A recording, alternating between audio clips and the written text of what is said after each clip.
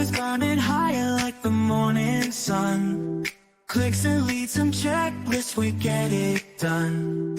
Emails flowing smooth like a river stream, in a sea of data with a marketing dream.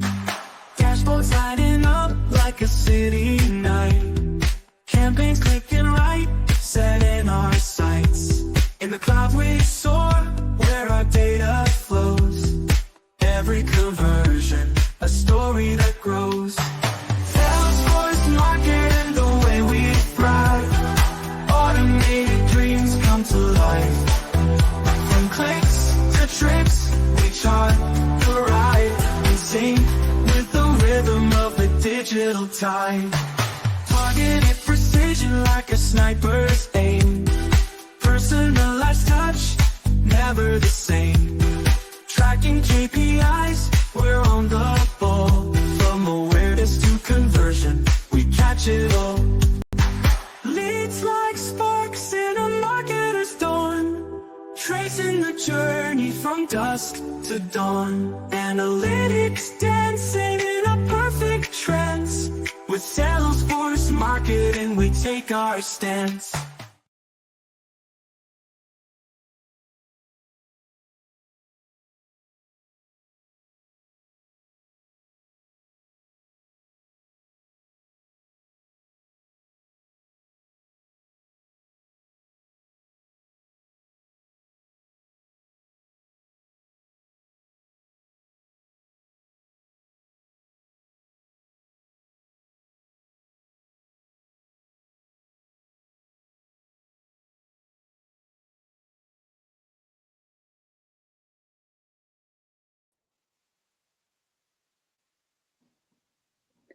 Good morning and welcome to the 5th Mar Dreaming.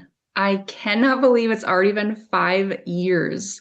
As some of you might know, Sercante originally started Mar Dreaming back when the pandemic happened and Dreamforce was originally canceled. But it's really taken a life of its own over these past 5 years. It's grown so much than we could have ever imagined with the support of the community and with the support of our sponsors. In fact, over the past 5 years, we've had over 7,000 marketers in attendance over Mar Dreaming. With that, we've been having our attendees across 93 different countries. If you're wondering how much that is, it's almost 50% of the world. Yes, I had to Google how many countries were in the world this morning. But 50% of us in attendance at Mar Dreaming, which is crazy. With that, we've had almost 4,000 companies represented over these past 5 years, and we've developed over 7,000 hours of content together.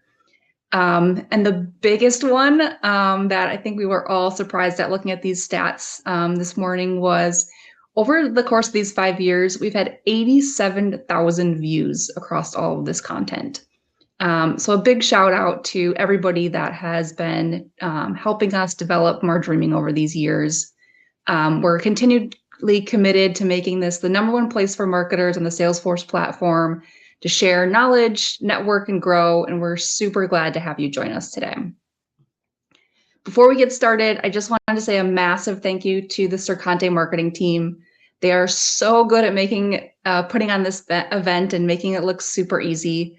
But as everyone here that has ever worked in marketing or marketing tech knows, the hardest thing about our job is getting stuff done while making it look simple outside to everybody else. So thank you to the Sercante marketing team for everything that you have done to make this event success. Also, I want to give a shout out to our sponsors. Without them, this event would not be possible. So make sure to visit their content and digital booths this week and show them some love. They are part of why Mar Dreaming has survived these past 5 years together. Also, I want to take some time and give a special shout out to our speakers. The sessions really are the heart of what makes Mar Dreaming Mar Dreaming. Time and time again, we hear so much from the community of how insightful, hands-on, and real the content is. So thank you all for dedicating both your time and your knowledge to help the community grow through Mar Dreaming these years. I also want to take some time to, most of all, shout out to everybody here. I know it's not easy to take time away from your day job and life responsibilities. It's really easy to just say, hey, I'll watch the recordings later and then never get back to it. So we take your investment in time seriously and just want to make sure that the next 2 days are packed with impactful, relevant content that will help you thrive as a marketer on the Salesforce platform. So thank you all for being here. I'm really excited for our keynote session this morning, Now and Next, the Future of Marketing. This session is all about connecting the past to the future and looking where we have been, where we are now, and where we're going next. As we know, customer expectations have drastically shifted over this past year alone, thanks to technology and how we're all interacting with brands daily. This session that we have planned has 2 parts for you. First, we have our CEO and founder of Sercante, Andrea Tarrell, is going to take a look at where we are in marketing today and what's on the horizon. And then later we're going to be hearing from Lauren Mischke, the director of RevOps at Templafy. She's going to share Templafy's own journey and vision, including their experience and plans with some of the newest Salesforce releases. We'll hear how these tools are shaping Templafy's approach and customer engagement and growth in new and exciting ways. But first, I have a few housekeeping items for everybody here. So before we get started, one of the big things is Genius Bar is back. If this is your first time at Mar Dreaming, you're not familiar with the phrase Genius Bar. Basically, these are one-on-one consultations with an expert at Sercante. So basically, it's your opportunity to get some free consulting. If you take a look at the navigation bar, you'll notice a section there called Sponsors and Resources. If you go to this tab, you will find a booth specific for the Genius Bar that will have all of the information on how to book an appointment. These are limited appointments, so make sure that you do grab some time before they're all grabbed up. One of the big things this year is we heard everybody loud and clear last year not wanting to step away from the sessions during the day to grab one of these spots. So they are starting earlier and going later throughout the days, and we've extended it all week long. So you don't have to miss out on any of the Mar Dreaming content. Second is we have moved our workshop day to after the sessions. So it's not too late to grab a workshop day pass. It is happening all day on Thursday.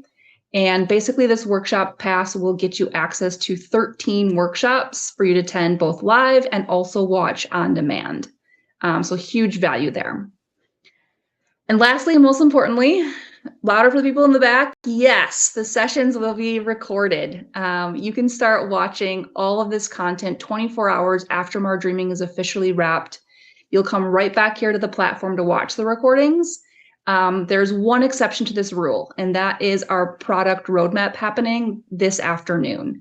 So make sure to block your calendar off if you want to get access to that recording. It will not be recorded, so make sure that you attend live. And yes, we have swag. It's the most important piece of a conference, right? It's not just apparel. We also have certification vouchers so that you can level up after hearing about all of the awesome new stuff coming to marketing, to be able to get your hands on and do some awesome deep dive there. So make sure to participate. So over the next 2 days, we're going to be tracking participation, comments, Q&A sessions. So be here, show up to get a chance to win. And we're going to be announcing those winners at the closing keynote tomorrow evening. Other than that, a lot of our our sessions are led by the community. And we also have Salesforce in the house this week. They are committed to giving us some awesome content this week. So later today, like I mentioned, we have the roadmap session that is coming up. So don't miss that one. We've also got a great session talking all about data and AI and CRM in the AI era that you won't want to miss tomorrow.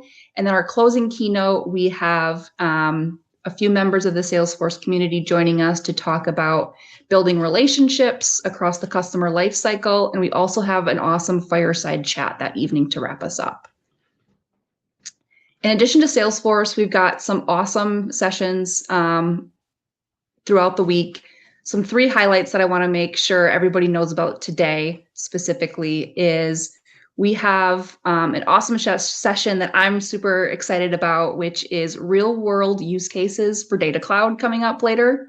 So if you're a marketer and you've been hearing a lot about Data Cloud, this is the one to attend to understand how you can take away and start using that today.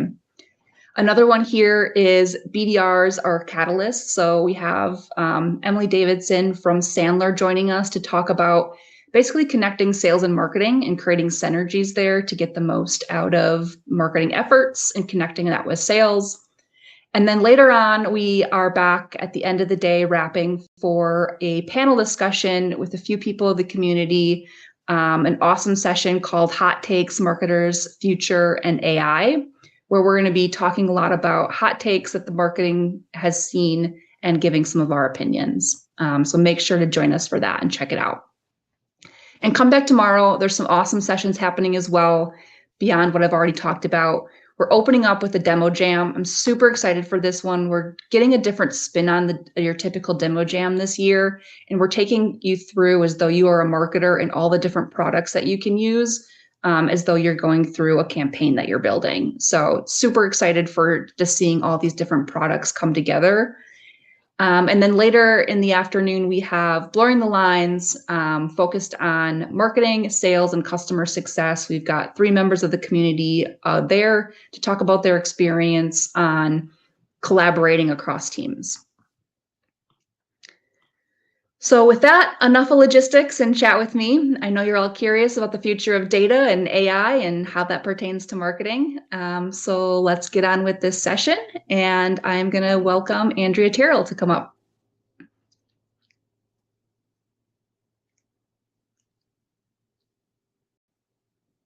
Sorry, it took me a minute there to figure out how to send myself on stage. Sarah, when you said this was the 5th Marjorie, I had to literally go back and count. Are we sure this is 5 years? And it's crazy that it's been that we're that far past where we were with the pandemic. So crazy time. Yes. But I talked to you guys about kind of now and next. And if you've been following Sercante for a while, you know that we strive to keep it real. We get excited about the future. We get excited about what's coming. But we do want to keep things grounded in what's actually happening today, what it really takes to get things done when you're a marketer trying to get campaigns out the door, and nailing the art of the possible in the context of the current teams that we have, the current tech that we have, budget that people have available to execute different campaigns. So when I think about now and next, I think about what's the vision for the future? What's the work that sits in the gap between where I am and where I want to go? So I only have a few minutes of airtime with you guys today, so I boiled this down to 5 themes for 2025. So we're going to walk through 5 themes that I'm leaning into, things I'm encouraging my team to lean into, and things that I'd invite you to consider as well. The first theme is around the long tail of tech and what we do with all of our quote unquote point solutions. And this is a topic that I personally have done a 180 on in my career. Every year we see a new edition of this slide from Chief Martech, and we wring our hands that the logos are getting smaller and smaller. I don't know when they're going to stop creating this because it's basically performance art at this point. They're like pinpoints. You can't even see the logos even when this is blown up to full screen. But a lot has changed since the original version of this graphic, which came out in 2011. I remember in 2011 trying to convince my CEO that having a Twitter account was like cutting edge innovation. The idea that a personalized ad could follow you around was mind blowing to a lot of colleagues. And spray and pray was kind of just the norm for email marketing. But the world has evolved since then, and things just continue to get more and more complex.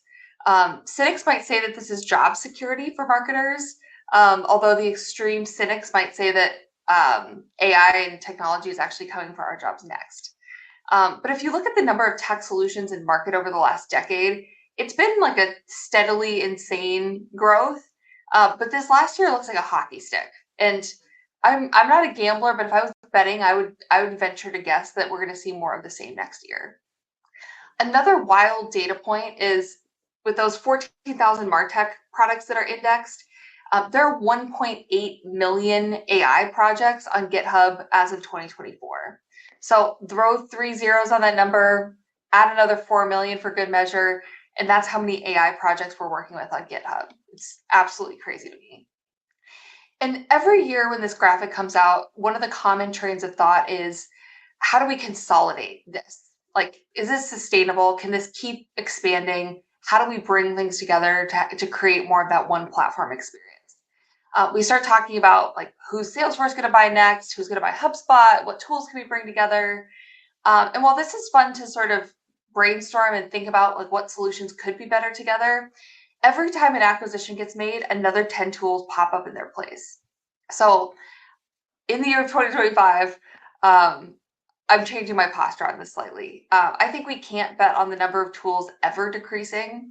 And instead of trying to fight the concept of a fragmented tech stack or the long tail of solutions, looking at how do we unify our team, have a clear vision for what technology we're adopting, and have really crystal clear business processes so that those handoffs are seamless.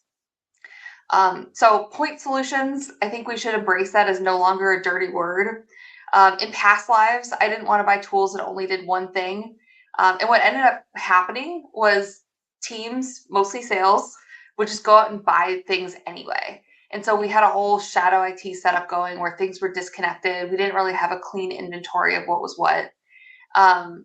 So shifting gears, like if there's a tool that adds value to a piece of your process, even if it feels like a small one, I think it's worth taking a look at.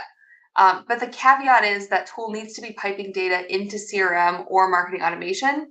And beyond the technical integration, again, looking at those processes, looking at roles and responsibilities of who's using what, and having clarity at every step of that. Closely related to this theme, it's time we made tech work harder for us. I would love to see 2025 be the year of buying less technology, but expecting more from the investments that we're making. My impression of the world right now is people are just tired. There's always one more thing that we're being asked to do. We had to expand our roles during the pandemic to keep up with demand, keep our jobs, stay productive from home. But now it feels like the goalposts keep moving and charters keep getting wider and wider. So rather than asking our teams to do one more thing, update one more system, take on one more process, 2025 needs to be the year that we recognize that our plates are full. And using tech to eliminate noise, reduce steps in the process, and fill in that one more thing that we always want to get to. A really productive exercise is doing a bit of a reality check on where teams are actually spending time. You can do this with sales, you can do this with marketing, you can do this with really any team. But mapping out like what tasks are taking up time and where do we want to be spending time and headspace in the perfect world. With this on paper, we can start thinking about what it would take to make a change. So for example, the first line item there, customer meeting preparation. Like if that's taking up 20% of a seller's time today, so roughly 8 hours a week, and we want to half that, what would it take to cut that time in half? Could we leverage AgentForce to do background research on a prospect and pipe that into Salesforce? Could we use a tool like Binder or a DAM to generate content and build personalized materials faster? Those are the things I think we need to be thinking about in this coming year. And once you've sort of done an inventory on your time, doing an inventory of your tech. A phenomenon that we've seen just take off in the last 18 to 36 months is what I'd call like platforms stepping on each other's toes. So things that used to be point solutions, now positioning as a suite of services and getting into categories where it's not really clear like who competes with what and what parts like truly add value to the process. For example, ZoomInfo and 6sense, if you asked me in 2020 if those were competitors, I would have said absolutely not. Totally different categories, totally different products. They don't do the same thing. But here in 2024, they both have components that handle data enrichment. They handle intent data. So there's starting to be a lot of overlap. So doing an inventory, seeing where you can clean house on that going into 2025. The next theme is around buyer experience. It is still so freaking hard to buy for most businesses. A lot of B2C businesses, but especially in B2B, where we're seeing people struggle to beat internal silos and just do what makes sense for the customer. I had a recent brand interaction that was so good that I wrote it down. I don't know if any of you guys are fans of the sunglasses brand Gooder, but recently discovered them and I have fallen in love. The Sercante team did an all hands retreat in Miami, and I realized I didn't have sunglasses. So as the mom of a 1-year-old and a 3-year-old, I can't remember the last time I went shopping in a brick and mortar store. So after dinner, I pulled up my phone, literally typed in sunglasses because I don't know what brands are cool right now, and started scrolling while my kids were distracted. And I found the best pair of sunglasses. Like, they were almost the exact shade of Sercante green. They looked great, but my kids start screaming, so I put down the phone, completely forget about it. The next day, I'm getting ads on Instagram, promoting these sunglasses that I saw, promoting a few other things that looked really great. Great, one-click buy with Apple Pay. They arrived 2 days later. Gorgeous packaging, super branded, just amazing, amazing look. I started feeling guilty that I didn't get some for my husband because he was joining us on this trip. Lo and behold, like literally 2 hours later, I get a 20% discount code to buy the second pair of sunglasses.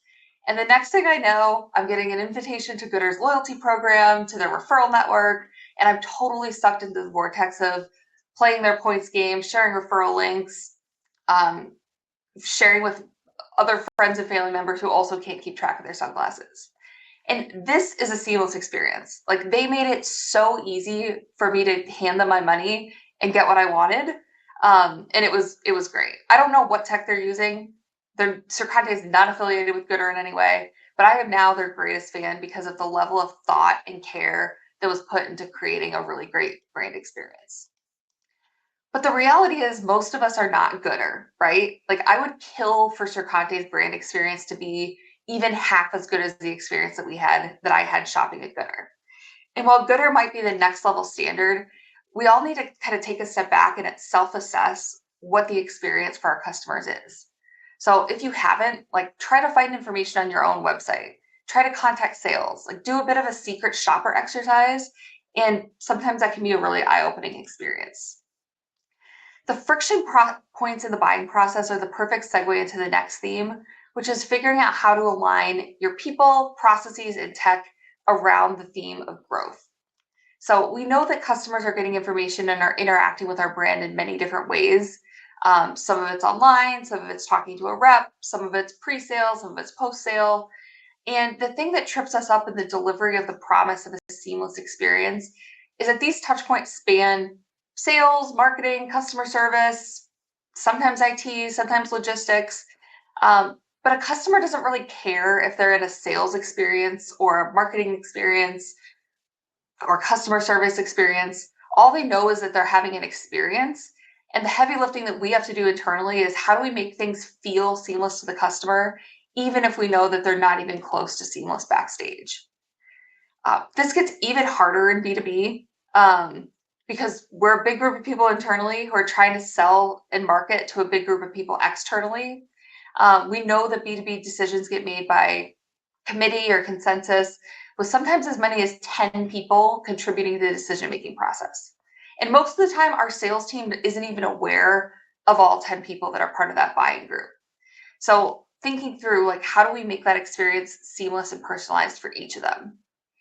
And this falls into the easier said than done camp, but we really don't have a hope of creating a seamless external experience until we start breaking down some silos internally. We need marketing, sales, and customer success to operate as one team with one process that's thought through end to end and one tech stack that is integrated across those three teams. The last theme before we get into our interview portion is, of course, about AI. We'd be remiss not to include it. You're going to be hearing a lot of stuff about AI this week. You're going to see demos of AgentForce, which is pretty freaking cool if you haven't looked at that yet. You're going to see a lot of AI clip art, which you can see on the slide here.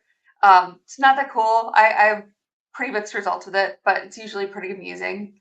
And leaning into AI and getting ahead of the curve on that is definitely one of our themes for 2025. I will say that the rhetoric surrounding AI, to me, seems overhyped and a little overdramatic. I've read so many articles that are predicting, like, sweeping predictions of the death of entire categories, like CRM dying, the death of consulting. There's occasionally some positive, like, save the world stuff, but mostly it's a lot of, like, death and the end of a category that I'm hearing about in the rhetoric around AI. And while I do expect to see some disruption from AI in 2025, my hypothesis is that it's going to be a lot sneakier than what those articles are predicting. I think we're going to start feeling pressure around pace and efficiency. And if you're leaning into AI, you're going to see small wins, like small, tiny efficiency gains over time. And as those small things compound, that's going to be your edge. You're going to be able to get things done faster. You're going to be able to increase quality. That's going to be kind of your secret sauce behind the scenes. And if you're not embracing AI today, honestly, you're probably just fine today. Like business as usual, things carrying on as normal. But in the next 12 months, I think you're going to start feeling some of the things on the slide that you see on the slide here. Like seeing team members suddenly work faster than you, seeing competitors suddenly being able to price their services a lot cheaper than what you could possibly agree to. And so just kind of paper cuts of feeling the effect of not taking advantage of some of those efficiency gains. So there may come a point, like a tipping point in some of our organizations where somebody comes and makes us use AI. But my invitation to you is like, don't wait for that forcing event. Like figure out how to disrupt your own workflow. Like don't sit on the sidelines, like figure out how you can challenge yourself to find new ways to do things better. It's a race with yourself. Like it can be a fun journey. But that's kind of where my head is at on AI in general. So next, I'm excited to introduce our guest speaker, Lauren Mischke from Templafy. And Templafy is a company that's riding the wave from now to next and is doing some really interesting things with their growth ops initiatives.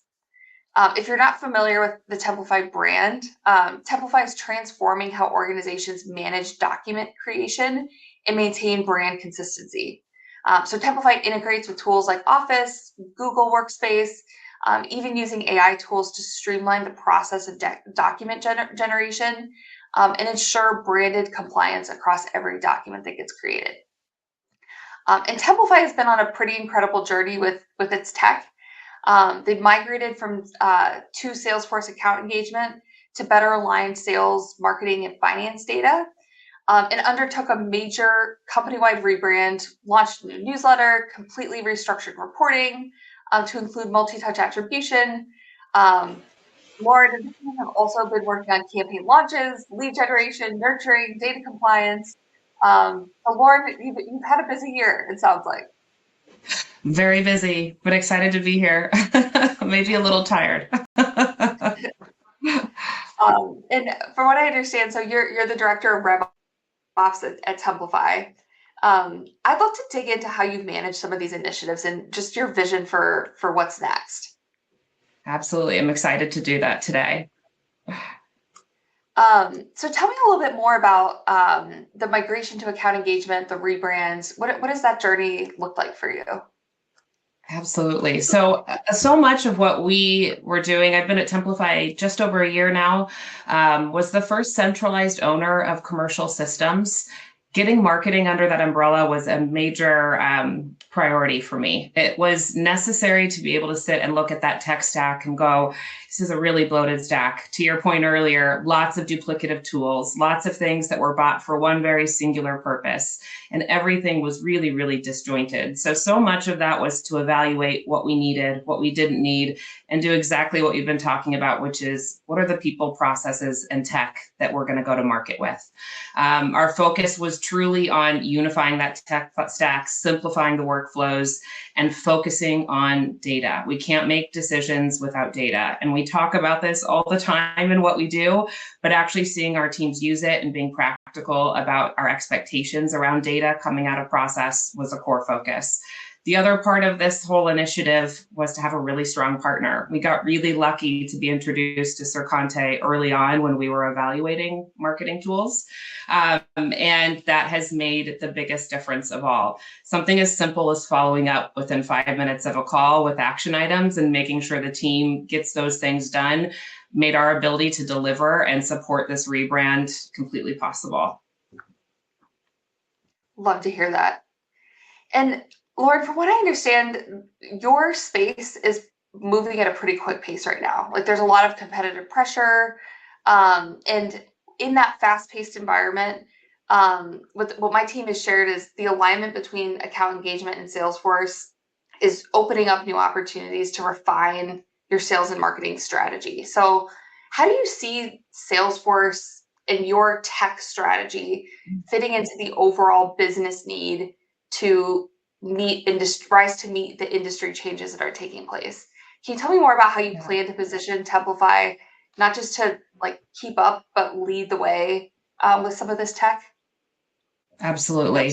It goes back a little bit to some of those data-driven insights, of course, but at the same time, it's about taking that operational motion, aligning it with that data, and then executing in the tech. So much of what it is to be a scaling startup is to try to constantly reposition yourself, to your question.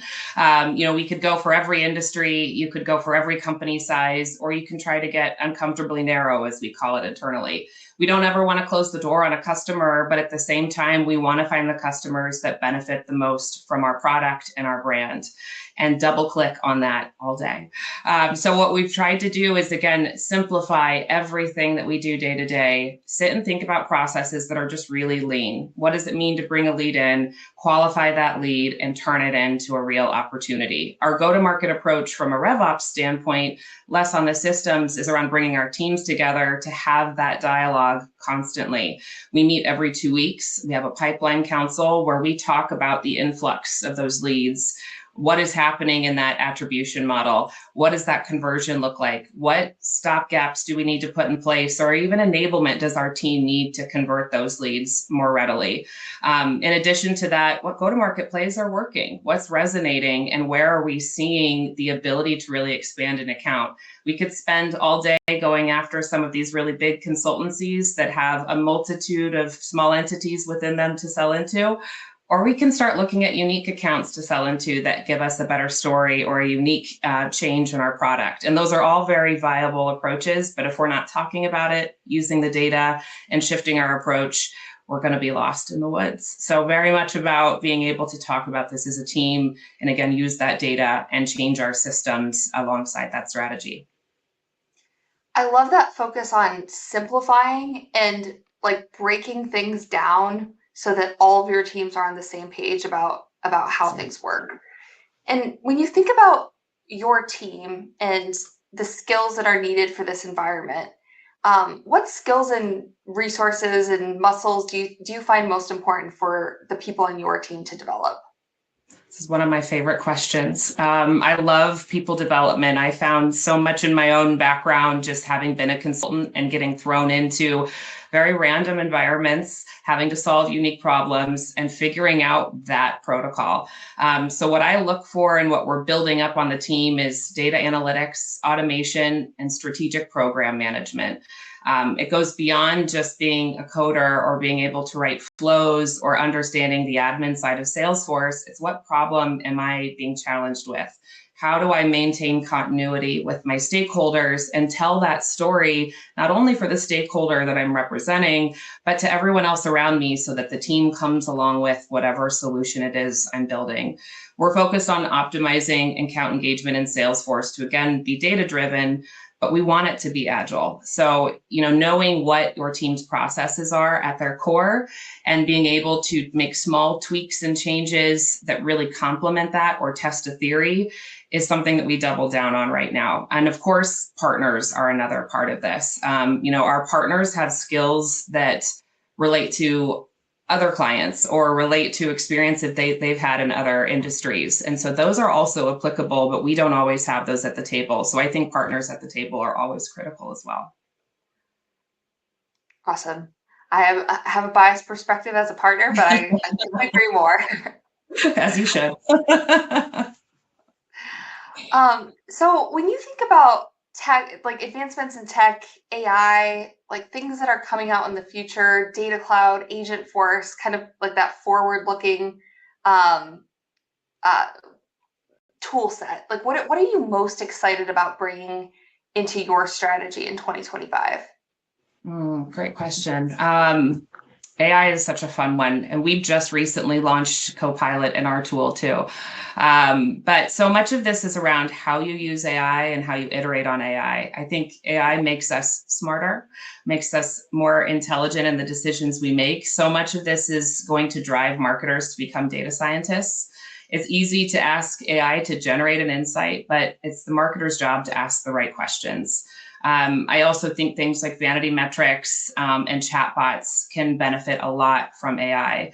We're using Qualified as our chatbot right now too. And again, an easy way to offset a really lean inbound team and use AI to help that early qualification process. There's so many small administrative tasks that AI can pick up so that we're transitioning something to someone at a point in time that they can engage in a really strong, deep qualification conversation and move the needle not only for their career, but for that customer's experience as well. Yeah, we are big Qualified fans over here too. And I think thinking also about like creating a cohesive experience for customers, like interacting with your customer in the way that they want to be connected with at the moment that they need information is so critical. And Qualified is such a great tool for that. When you think about, so I shared my themes for 2025. When you think about your initiatives or themes kind of going into next year, is there anything that stands out that you're really excited about or that you're really leaning into?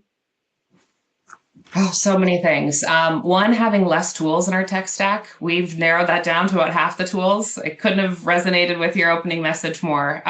So less to manage, less to worry about, more focus on the solutions. I think it's just advancing that data-driven go-to-market strategy too, and really building on the sales and marketing partnership. Both of those things require a lot of attention to detail and time with our teams from the RevOps side.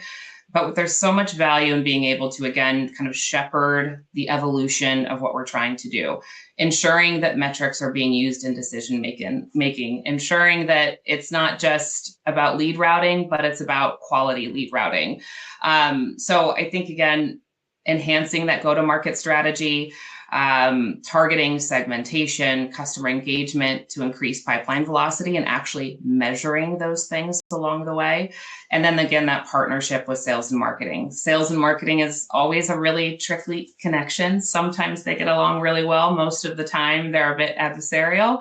But for us, we started by saying, let's wipe the slate clean. Let's align on what we want our teams to do and why we have value in it.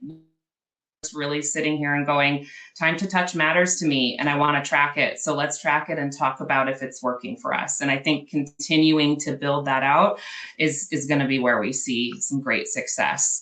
But again, that scalable customer-centric tech stack is at the core of it. And that was what so much of our work was this year, was to be able to do that deeper work, was to have a clean tech stack to begin with. Yeah, and it's so interesting because that like people, process, technology, three-legged stool, like you can never like let one of those go or the whole thing falls apart. As in marketing ops and RevOps, like a lot of times we're really focused on the tech, but a lot of what you just described is like hard conversations with leaders coming together and saying, this isn't working, or saying like, this is something we don't understand. Like we need to know what's happening in our business in this particular area. And it sounds like you guys are really digging into all aspects of that to lay the foundation for growth that you need. And we're really trying to be the challenger there too. We got lucky to be able to come in at a time where Templafy needed that. We've been around for over 8 years. We've been kind of organically successful. Again, when you hit that scalability point, you're sitting here going, okay, what are my goals? If I'm trying to double my revenue, how am I going to do that? And you want to do that in a really prescriptive way. And it's very easy to have a million ideas at the table. It's another to sit and say, we're going to tackle this in a smart way, so we're not wasting our time and we're not, exhausting our very lean team. And that's been a blessing to be able to have leaders that are willing to do that and break those things apart, get into a meeting for 30 minutes and actually talk about lead routing. I know our SVP of sales and our VP of marketing don't want to do that all the time, but we do it once and then we're accountable to documenting that and making sure that we iterate on it. And that's where there's some great accountability when you can challenge breaking up those silos. I love that. Well, Lauren, thank you for joining us today. It's been really great to watch your growth from my vantage point, and really appreciate you sharing your insights with us on the call today. Yes, thank you. We can't do it without Sercante, so appreciate it. And I'll pass the mic back to Sarah for some closing comments and some final housekeeping. Yes. Thank you both for joining us. Super insightful. I think we're all going through the same thing as we try to experience what is AI, how does that apply to marketing, and how are we going to continuously shift with technology. Before we go, again, I just want to continue plugging our Genius Bar. We have, again, so much awesome resources available to everybody here to get their questions answered. Again, this is free one-to-one support throughout the whole week. So again, if you're looking to schedule a Genius Bar session, you can navigate to the sponsors and resources at the top of the navigation bar, find the Genius Bar booth there, and you'll have all the information available for you on how to schedule that appointment. In addition to that, I just wanted to also remind everybody again, one last time, that workshop day is happening on Thursday. You get access to 13 different workshops. You can both watch them live and you can also watch them on demand. So we've got them categorized across all different aspects, depending on what you're looking to learn more about, from Salesforce core work, from Service Cloud, Sales Cloud. We've also got some top workshops for account engagement, Data Cloud, some of the new Growth Edition, and also analytics. So a huge amount of opportunity on that workshop day coming up. So make sure to grab your pass if you haven't already. And then before we leave, again, I just wanted to give one last shout out to all of our incredible sponsors. Thank you all for participating and making Mar Dreaming what it is today. Again, you can also visit their booths. There's got a lot of awesome resources available to you in the sponsors and resource section of the event. So we've got a few minutes before the next session ends. Go grab some more coffee. We've got awesome breakouts happening, and we will see you guys back on the main stage in a few hours. Thank you, guys.